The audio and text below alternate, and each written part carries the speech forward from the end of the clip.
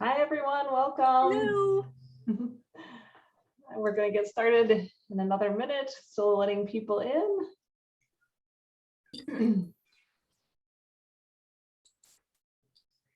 All right. But feel free to turn your cameras on if you want to. We do keep it spotlighted on what we're showing, so usually nobody else can see you.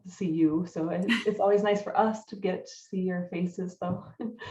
And we'll get started. This is the 25th tutorial Tuesday that we have done after we took a short break for August. And now we're back. So we have a lot more lined up. So we'll let you know about those coming. And also make sure you open your chat and feel free to answer and ask any questions you want to in the chat. And we'll also be doing a giveaway today. We're going to have $20 gift certificates. So these are really big, fun prizes. So open your chat, be ready to answer some questions. I'm Suzanne Nielsen. I think I forgot to say that earlier, but we also have Laura Cameron with us, and she is going to help me through the tutorial, maybe offer some little extra tips that I forget to mention, and be checking the chat and answering the chat. And she's also going to ask some questions for that giveaway. So yeah, that will be exciting. We'll have a couple trivia questions and two $20 gift cards. Two, yes, awesome. So yeah, and then we have some cast-ons today. So your tea looks great. That's for Janet. I just finished it. I'm so excited. I just got it blocked and finished. And yeah, this is an awesome pattern. Laura and I just knit it in a knit along, and this is just one of the Zen cakes. So anyway, sidetracked. Okay, back to our tutorial today. We are going to do cast-ons. So I'm going to share my screen here. I've got 4 different cast-ons to show you today of varying stretchiness and style. So first I'm going to show you a Slipknot cast-on. It's very stretchy. Right now I did everything in a garter stitch just to show you so you could see the difference. All the same, but this one looks really good in ribbing too. And I think it looks good in garter stitch if you don't want like a chain cast on. So again, that's the Slipknot cast on, which I'll show first. Then I'm going to go into this one we did because we got a call for it last time. It's some people call it the Chinese Waitress cast on, or you can also call it like a double chain cast on, because you can see you get a chain here, but then on the edge you get like this extra chain, and then this one is just like a regular crocheted cast on that you can use. I think it looks nice as a chain. It is pretty stretchy, and it doesn't have that double chain though. So on this side it looks like that, but you see the chain kind of more on the bottom, whereas this one you see the chain going across the top. And then oh, we are getting. It sounds like someone's. Yeah, there we go. And then I'm also going to show you the I-cord cast on, which there's a couple different ways to do I-cord cast on. I'm going to show you the way that I like to do it, and I'll talk about the other ways too. But those are the 4 we're going to cover. So I'm going to get started because that is a lot to cover. But if you have questions, feel free to put them in the chat, and Laura will pause me and help let me know what those questions are. So for a Slipknot cast on, what we're going to do is make a series of slip knots across your knitting, and that's why it's so stretchy, because each knot kind of stays the same. But to do it, first you start with 1 slip knot. So just make 1 slip knot and put it on your needles. A couple other reasons that I like this cast on are that it's not a long tail cast on, so you don't have to estimate how long you need of a tail. You just get to start, just leave yourself enough to weave in or seam or something if you want a little extra. And then from there on, we are going to hold the needle in our left hand and the yarn in our right hand. And I'm going to show you 2 different ways to do it. One is that we take the yarn and put your thumb behind the yarn and create a loop. So if you can see, I created a little loop, again, by taking my thumb behind the yarn and wrapping it around. Now I'm going to go through from underneath and up through that loop. And I'm going to go grab the working yarn, grab it. So just wrap the working yarn around the needle and then pull it back through that loop that we just made. So you can kind of twist your thumb a little bit so that it's really easy to bring it through, but you're just bringing that yarn that you grabbed through that loop. And now here's the little bit of a tricky part, is that you kind of keep your thumb in there and put a little bit of tension on this working yarn and just kind of shift back and forth before letting go with the thumb. And then you stabilize on top of the needle. I pinch it with my thumb and my finger and then pull. So you let the yarn slide over the needle. So I feel the yarn sliding between my fingers, but the knot stays down below the needle. And then you just pull it tight. So the tricky part with this one is that it does feel a little funny. And sometimes it kind of gets stuck and you have to pull it. I'll show you. So now here, that was a good mistake I made, I guess, is I have a really big gap between my two, my first slip knot and my next one. So you really don't want that. So I'm going to take this one out and I'll show you, I'll redo it. So make a loop with your thumb, go through that loop to grab the working yarn and bring that working yarn through the loop.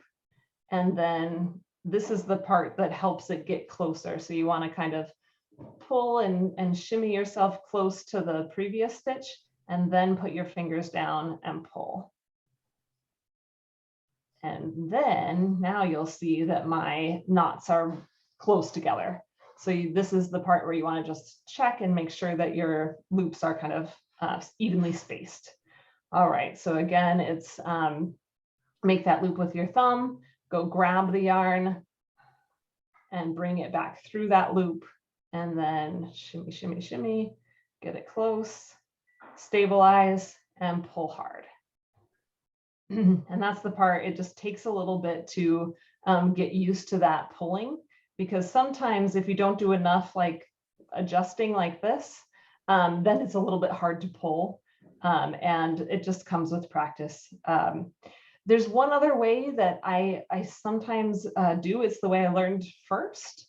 And so that is, you still make this, this loop, if you can see it, with your thumb, but then you can take that loop and place it on your top finger. And then you kind of pinch this loop open with both fingers and put that on the needle and hold it above. And then, oops,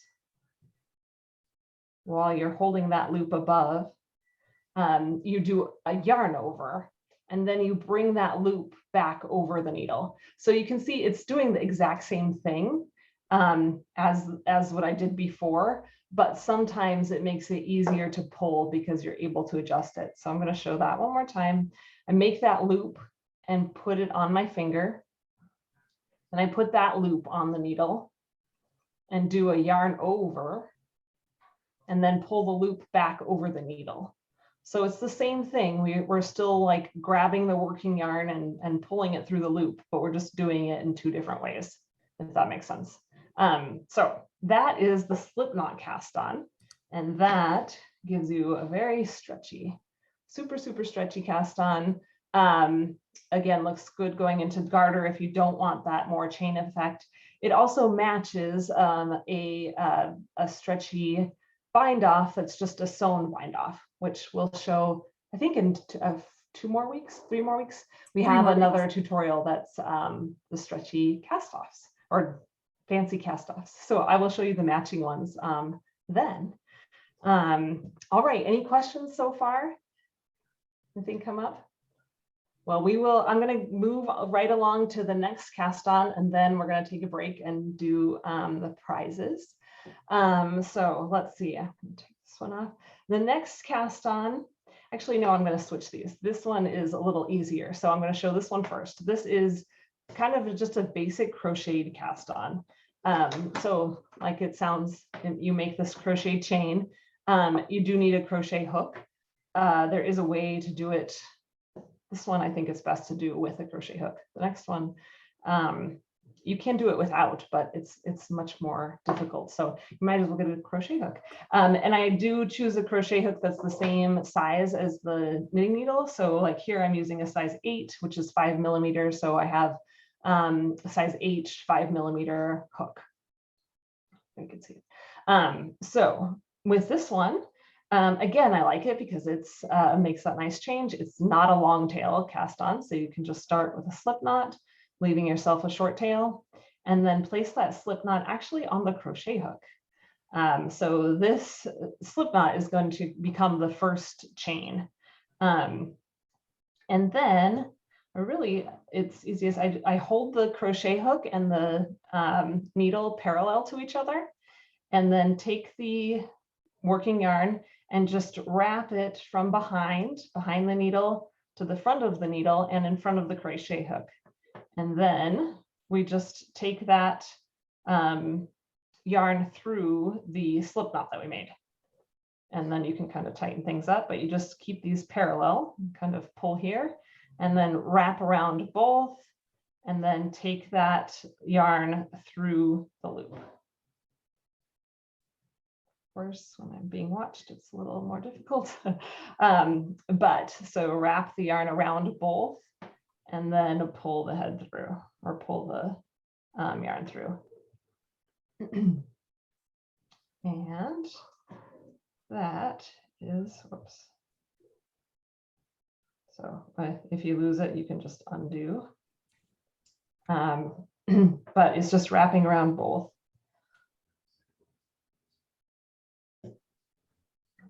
Around both and grab through. And then use the crochet hook to pull through. You can, like I said, do it without a crochet hook, but it's much easier, even though I am fumbling. It's much easier with a crochet hook because then it doesn't slip as easily. Wow, I am really slipping a lot though tonight. But it's easier to grab that yarn and not have it slip. And then once you have enough stitches, -1, you take the last loop and put it on. So that last loop does count as a stitch. So then you can see here that the initial slip knot that I made is actually like this chain down here. And that first wrap becomes the first stitch. But the last loop, it just gets put on the needle, and then that is your cast on. And then here it is. Like I said, it's pretty stretchy, and it's a nice one. So now we can take a little break and let Laura do some giveaways. Sure. Okay. Or I can answer questions first. Are there questions I should? There are not questions. We got Okay. everything covered. For this, you're going to need to open your chat window. So please do. The way we work these is I ask a trivia question, and the first person to post with the correct answer is the winner. We have 2 $20 gift cards for Zen Yarn Garden. They can be redeemed over at the Zen Yarn Garden website. And the way you claim them, if you are a winner, is in your chat window. You can message only Zen Yarn Garden. You can select from the drop-down box. Roxanne is on this call, and she will get your email and send you that gift card. So chat box is open. What was the name of the first cast on that Suzanne demoed? Ooh. And it looks like Katrina, I think. Got it first. Nice job. Everybody got it right. Going fast. It looks like Katrina Pate was our winner. So you can go ahead and message Zen Yarn Garden. And then kind of a gimme, what was the second cast on? Oh, you're doing all 2 right now? Yeah. And that's Linda Gustafson. Got that one. Ooh, congratulations, guys. So go ahead and email Roxanne. And I will just let you know that if you are registered for Vogue Knitting Live, or you would like to register for the Vogue Knitting Live vendor market this weekend, we are going to be there both Friday and Saturday. And I will give you, I will put the link in the chat, but we will be there showing some new kits for the fall. And there will be a little bit of a discount. So. Yes, come join us. And bring questions and things too there too. We're always happy to have questions there. Yeah, we've got lots of fun things to show off. Yes. All right, so now we're going to move along to our next cast on, which is this Chinese waitress cast on, or a double chain cast on. The cool thing about this one is that it does make these is a really nice finished edge. I mean, it almost looks like a 2-stitch I-cord here, and it's very stretchy. I would say it's maybe a little bit stretchier than just the regular crocheted cast on, maybe a little less stretchy than the Slipknot cast on, but still stretchy and very nice looking, but it is a little tricky. So let's dive into it, and we'll talk a little bit about it along the way. So again, we start with a slipknot and place it on the crochet hook. This one, you can also do it without a crochet hook, but I think it's a lot easier to do it with a crochet hook. So that is how I'm going to show it. All right, so slipknot on the crochet hook. This is the trickier part. This one, we're going to cross the crochet hook and the knitting needle. So we're going to cross the crochet hook behind the knitting needle.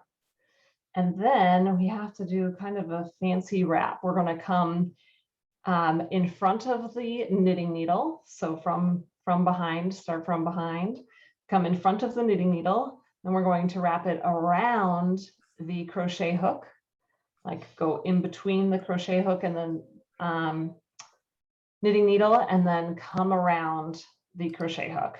And that's how we're going to do it. So then when you take your yarn through, you're going to, let's see, it's a little difficult to get it started, but I'm gonna just do one and then show you a little bit closer up. All right, so wrap around from behind the knitting needle, around the crochet hook, in front of the crochet hook, and then grab your yarn and pull it through the loop. Okay, then it's hard to see it right away, but we'll get going here. So wrap around, and then through.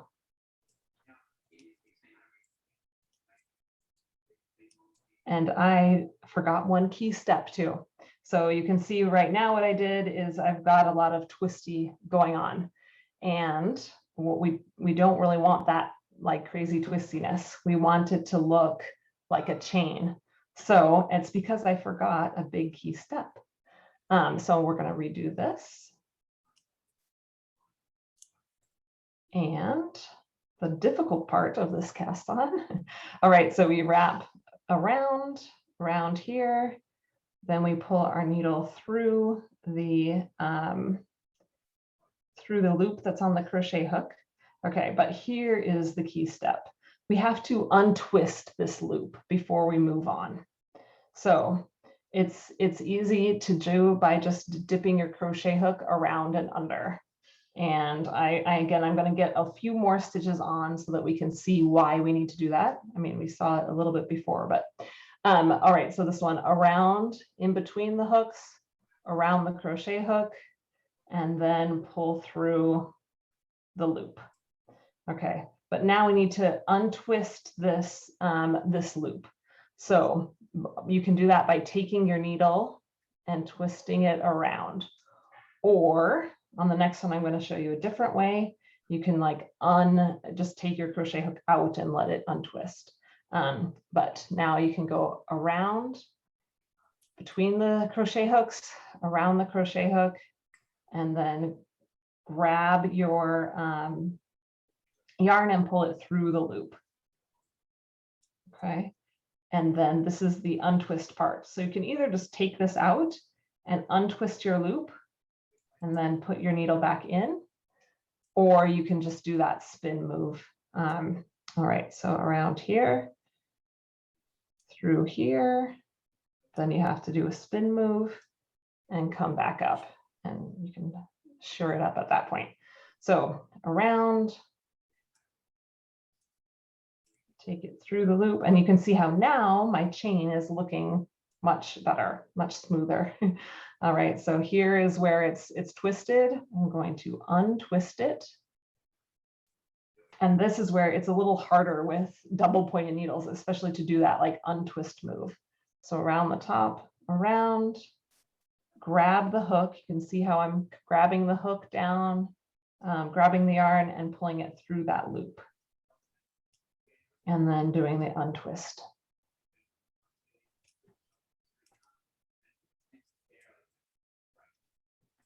And again, with this one, once you are done, you put that last loop on your needle and it counts as a stitch. So you can see the chain developing here. That's where you want it to look nice. But then the magic is if I just twist it a little bit, you also see a chain here. So you've got those like, that's why it's kind of a double chain that you're creating. And it's very pretty. All right, so around, and then through. Oh, see, I forgot to untwist that one. That's why it looks a little bit twisted. So I'll just take this out. And at this point, I will just kind of let it untwist to find, to start again. So then around, through, untwist, and then we'll put it back, put it on the needle to make our edge. So that is the double chain one. All right, any questions there? Sorry, my chat is not staying open when I have I'll interrupt you if there are questions. Okay, sounds good. Yeah, all right, we're good. So again, this one, I think, did I mention that there's a really nice matching cast on or cast off for this one too, which again, we'll show at the next version, but it's Jenny's surprisingly stretchy cast off, I think is what it's really called. It's actually a kind of a pearl version of that one. And it makes this nice double chain on the top, which is also super stretchy. So that's really cool when you have, I love all these matching cast off, cast ons. All right, so the next one that I also really, really like is the I-cord. And I like it because it's super stretchy. I mean, sorry, it's not super stretchy at all. It's just a really nice finished like decorative edge, but it's not stretchy, not nearly as stretchy as the other ones. So it's good to use, sometimes you don't want things to be quite as stretchy. I don't know if I can show you like how much I'm pulling, but it's much harder to pull the I-cord one. It's still a bit stretchy. It still is knitting, so it's not, it doesn't get as tight as some other cast-ons, but I would say of the stretchy cast-ons, it's not as much, but it's beautiful. So for an I-cord cast-on, there's a couple of different ways to do it. And like I said, I'll show you the way I like to do it. And then I'll talk about the others. The easiest way to do it is you just knit an I-cord. So you just knit an I-cord for as long as you want, and then you pick up stitches. So you would have just a simple I-cord, and then you'd pick up stitches along it, which is fine to do. I guess it's not my preferred method. I don't know, Laura, is that one your preferred method, or what? Do you have a different one? It's not specifically my preferred method. I will tell you that if you're joining us for the blanket cal this fall, that it is the method that Stephen West uses to start his blanket at the bottom. He has you knit the I-cord cast on, and then you pick up in those stitches. Mm-hmm. However, in general, when I've done the I-cord cast on, I've always done the actual cast on where you're adding the stitches so that at the end you have. Yeah.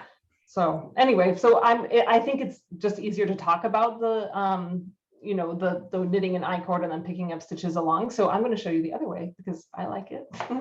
and it's a little harder. So, or you know, hard demo.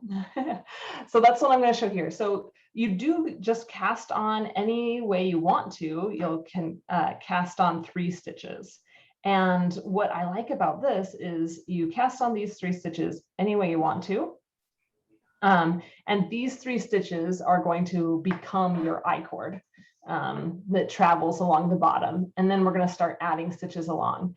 Why that's kind of an interesting thing is that here I'm going to show you actually in my sample, I did a provisional cast on with those 3 stitches so that I could continue so I was knitting along this way with the 3 stitches and building up stitches, but my cast on was right here. But since I did a provisional cast on, I was able to use those 3 provisionally cast on stitches to continue up the edge. So that's what's kind of fun. If you ever need to do that, you can make a nice I-cord that just flows right into your I-cord edge. And then I think last time we showed the I-cord bind off, but you can make it flow seamlessly into your I-cord bind off, and then you can do a Kitchener stitch. So you really have this really fun continuous loop around.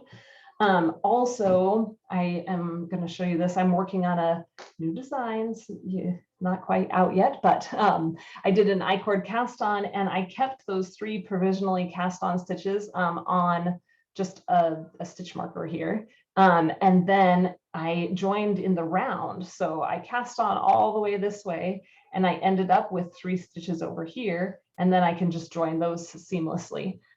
So that's another fun thing to do, but sorry, I'm getting back to this I-cord cast on. If you don't want to do any of those fancy things, then you just do any regular cast on with 3 stitches, and then you start getting into it. So you still cast on those 3, and then you knit stitches.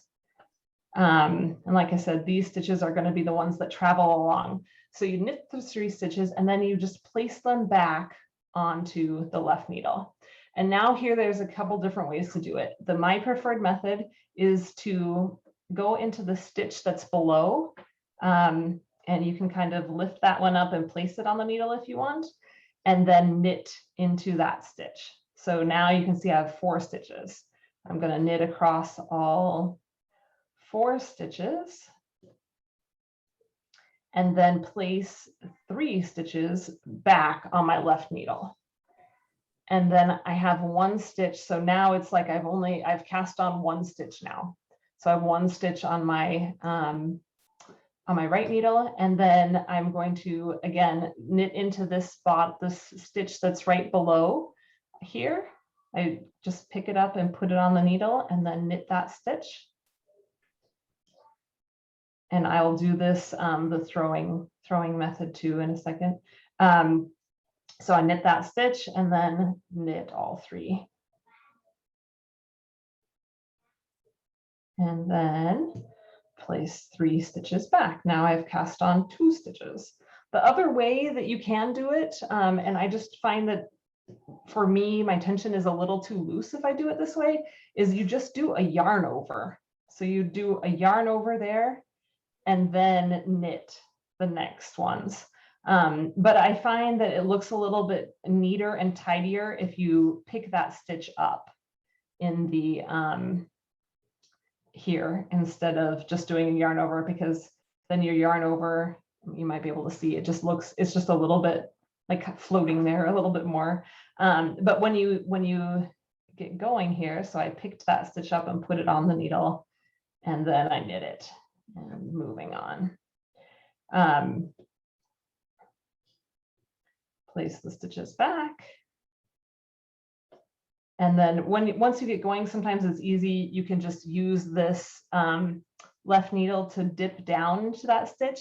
And it's pretty easy to get into that stitch. So you can just dip down and then knit it instead of, picking it up and putting it on the needle.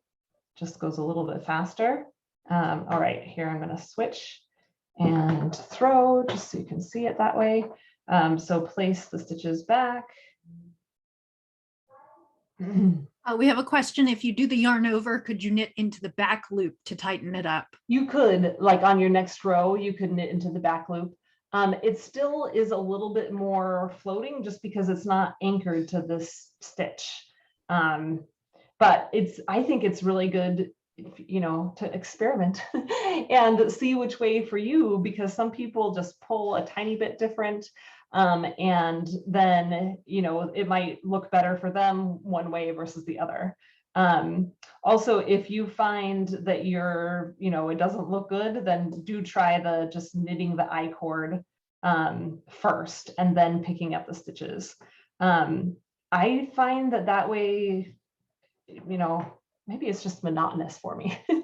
Once I knit that I-cord, I want to be done or have my cast on already. I don't know. Anyway, I think the hardest thing is keeping track of the stitch, yeah, the amount of rows in your I-cord to be sure that you have enough to pick up into. right. Because I always end up counting those so many times to make sure, versus if it's stitches on the needle, it's easier. Yeah, then it's a lot easier to count. Yeah, that is a good point. I was going to say, and that is an issue when you get to the West Knits blanket, because it was something like 183 or 200 some odd stitches to start the blanket, and so you have to do exactly that many rows of I-cord. Yes, that is a lot, and a lot to keep track of. Yeah, it's just a lot to count when it's a small square, or when it's the other thing I've seen I-cord used as, where you do the I-cord cast on, is, for instance, if you're knitting mittens, it can be the cuff of the mitten if you're not doing ribbing. Yeah, then that's a little bit easier, my smaller amount to work. Yeah, you're only casting on 60 or 70 stitches, so it's not 440 or however many you need.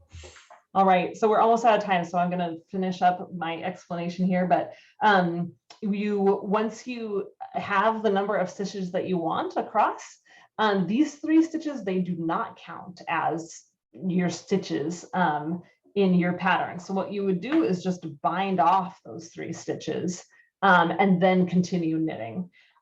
Or if you're going to join it in the round, like I showed in this cowl, then I would just stick these 3 stitches on a stitch marker or a little holder, and then continue knitting. And then later on, you would come back and Kitchener these 3 stitches together with the first 3 stitches that you cast on provisionally.